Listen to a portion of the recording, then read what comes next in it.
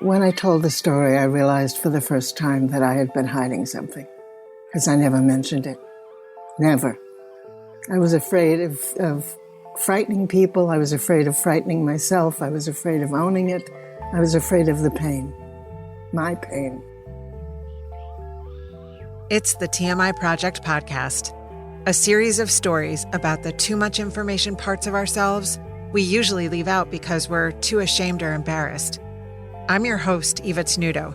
This is Season 3, Stories for Choice. Before we get started, just want to let you know that as the TMI implies, some content might be too much information for some listeners. And remember, your support keeps our content free and accessible to everyone who wants to listen. So if you like what you hear and you're able to chip in, you can do so at tmiproject.org, where you'll also find some really great merch. Either way, thank you. We are so glad you're listening. Let's dive right in. We now return with another story that took place before abortion was legalized. Like so many others, Deborah had to be blindfolded, picked up in the middle of the night, and lie down in the back seat on the way to the procedure.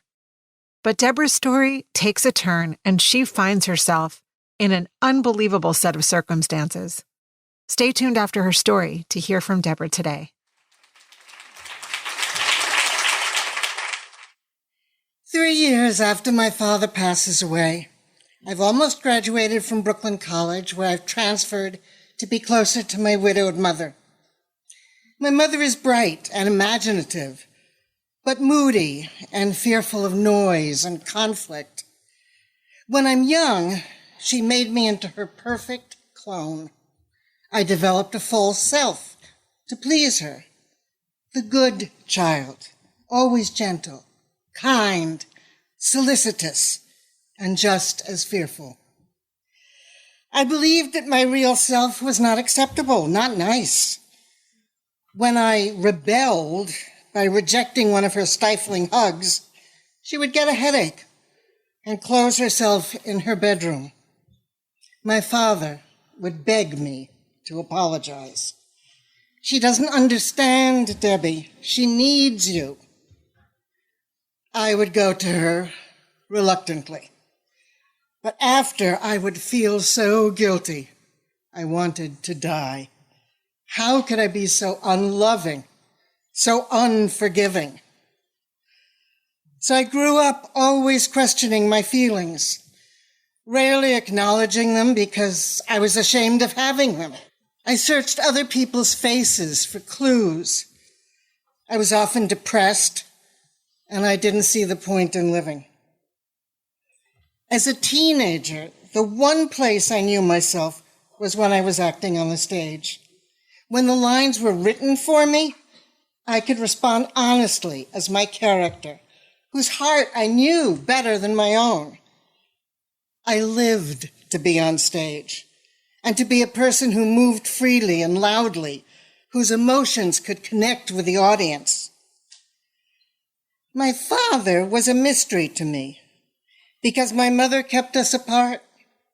When I was young, she told me he had had scarlet fever, and my childish energy threatened his health and his work as a scientist. But on the rare occasions when she wasn't around, he explained his scientific research to me. He showed me these wonderful doodles he made with colored pens. I learned that he was funny and curious about me, too. I felt alive with him. Now he's gone, and I'm desperate to get away from my grieving mother. Sexuality becomes my escape, a sweaty retreat from reality, no matter how temporary. Joseph is an actor. He's handsome, smart, and 10 years older. One afternoon, I visit his apartment, and he says he wants me with no protection. Well, we think it's safe because I'm on the last day of my period. We have sex, but it's awkward. The encounter leaves me feeling empty. But I am not empty. After that joyless afternoon, I am pregnant. In 1960, abortion is illegal. Joseph says he'll pay, but I have to figure it out for myself. So I find a doctor in New Jersey who will do it. I pretend I am not afraid. One morning at 3:30 a.m., I am blindfolded, lying on the floor of a car headed to New Jersey. Then I'm lying on a table, sedated, my feet locked into position. I bleed for 2 weeks after the procedure, but I'm grateful that it's over. 3 months later, I go to another doctor and ask for a diaphragm. He examines me and tells me excitedly that I am pregnant. His laughter bounces off the examining room walls. It turns out, when I had the abortion, I was pregnant with twins. Now I'm finding out that one of them survived.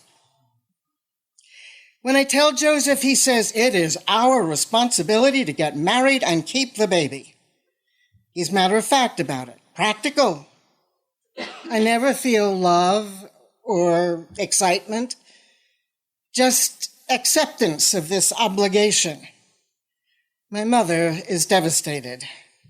She crumbles. She says the baby will kill my career as an actress, and she refuses to give me the small inheritance my father left me. I am pulled in so many directions. Although I'm starting to half enjoy my growing breasts and belly, and to believe I can be a loving wife and mother, I worry that the baby will suffer from depression the way I do. And how will I survive if Joseph leaves us? Emotionally, he has already. The pull to be the good child and obey is too strong. My mother arranges an appointment at a classy adoption agency where I have to go again and again, weak and nauseous on the long subway ride. Joseph objects. He keeps saying it's our responsibility. But then he's silent. Rachel is born on January 2nd, 1961, the 211th baby born in Manhattan in 1961. I'm not allowed to see her. I try to sneak in, but they catch me and send me away. I cancel the adoption papers, and Rachel is placed in foster care while I continue to struggle over whether I can keep her. I feel terrible that she's without me and without her twin. 3 months later, I beg to see her. She sits on my lap, heavy and serious. She is Joseph's child for sure. I can still feel her weight on my knees, her back resting on my arms as I support her head. She stares at me with big eyes that seem very far away, as if I am a stranger. At 21, I don't yet know how to love. I need time to finally step away from the shadow of my mother, to pursue my career, unleash my potential, and most importantly, to get to know myself and to learn to love myself. I cradle her and whisper, Rachel, you need love to grow, but it's a love I don't know myself. When you're 18, I will find you, but for now, I'm going to let you go. The door nurse takes her away forever. Although Joseph and I divorce, many years later, I find out he left me money in his will to help me find her. But I never do. I wonder if Rachel, like me, has a hole in her heart, a loss she cannot name.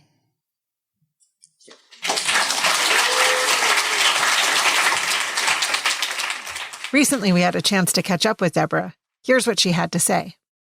I'm just so grateful for the opportunity to speak my truth. And I have worked with NARAL. I've worked with Planned Parenthood. I have been active because I don't want any younger women to go through what I went through. And it still hurts, but it was the right decision. And I still wish I could meet her. I looked for her. I haven't found her. After I told my story, I felt as if I had jumped in a waterfall and had a bath. I felt like myself. I felt I wasn't hiding anymore. Yeah, it was incredibly powerful. It makes me cry, even now, that I did it and that it has become a part of me that I just tell. A very special thanks to Deborah for sharing her story. If you'd like to join her in taking action to ensure no one ever has to go through illegal abortion again, download our listening and discussion guide, where we offer resources and a number of ways to take action today. Next up, it's the season finale, where I will practice what I preach and share my own story about the difficult decision I made not to have children, even though I wanted to be a mom more than almost anything. I'm Eva Tenuto. If you like what we're doing, please subscribe, rate, and leave a review wherever you get your podcasts. It really helps. TMI Project is available to offer true storytelling workshops and performances for your school or workplace. This episode of Season 3 of the TMI Project Podcast, Stories for Choice, was produced in partnership with Radio Kingston. It was written by me and edited, produced, and mixed by Dacia Clay. Our theme song is Secrets by Edison Woods. Our operations and programs manager is Blake Pfeil. Our marketing and digital coordinator is Laura Marie Ruocco. Our administrative assistant is Elijah Jackson. Our graphic designer is Lauren Gill. Our workshop leaders are Perla Ayora, Kiebpoli Calnek, Hayley Downs, Jonathan Gonzalez, Raine Grayson, Rae Lipkind, Dara Lurie, Micah, Julie Novak, Blake Pfeil, and me, Eva Tenuto. To learn more, support our work, and find a special writing prompt so you can start telling your story, visit tmiproject.org/podcast.